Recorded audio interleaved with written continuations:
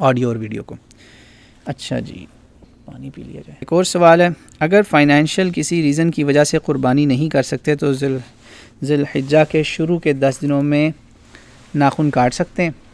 یعنی آپ اگر قربانی نہیں کر رہے. دیکھیں صحیح مسلم کی حدیث ہے، رسول اللہ صلی اللہ علیہ وسلم نے فرمایا، میں حدیث کا عربی متن اس وقت 100% نہیں ہوں مگر ترجمہ آپ کو میں ایگزیکٹ انشاءاللہ بتا رہا ہوں، کہ آپ نے کہا جو بندہ، من اراد ان یضحی، جو بندہ ارادہ کر لے کہ اس نے قربانی اضحیہ کی کرنی ہے، وہ بندہ اپنے سر کے بال، ناخن، یہ کوئی بال کاٹے، ترشائے، منڈے نہیں، داڑھی، سب چیزیں، داڑھی تو ویسے نہیں مڑنی چاہیے، تھوڑی بہت داڑھی کی ٹرمنگ جو اس کی اجازت ہے، تو آپ یہ کوئی کلپنگ، نیلز اور کٹنگ آف دا ہیئر نہیں کریں گے، آپ نہیں کریں گے.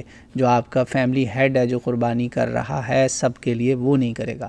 باقی لوگ جو ہیں اگر وہ شوقیہ آسانی کے ساتھ اس میں شامل ہونا چاہتے ہیں تو ہو جائیں، کوئی بات نہیں، اللہ سے امید رکھیں ثواب کی. لیکن وہ اگر یہ جو روایات لے کر آتے ہیں نا کہ اس کو بھی اتنا ثواب ہوگا، یہ ہوگا، وہ ہوگا، بھائی وہ ثواب کے لیے پھر آپ کو بہت اوتھینٹک حدیثیں لانی پڑیں گی. کمزور باتیں نہ پیش کریں.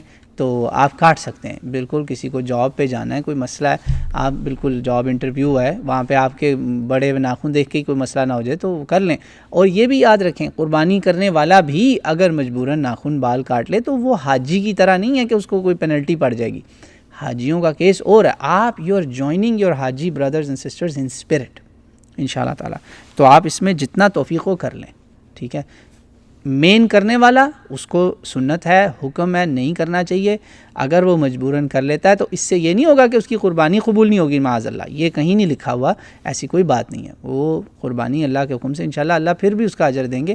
یہ سنت ہے، اس پہ عمل کر لیں تو بہت اچھی بات ہے. جو نہیں کرنے والے فیملی ممبرز اگر وہ بال کٹانا، ناخن کاٹنا یہ سب چاہتے ہیں تو شوق سے کریں، کوئی بات نہیں. اگلا سوال ہے، قربانی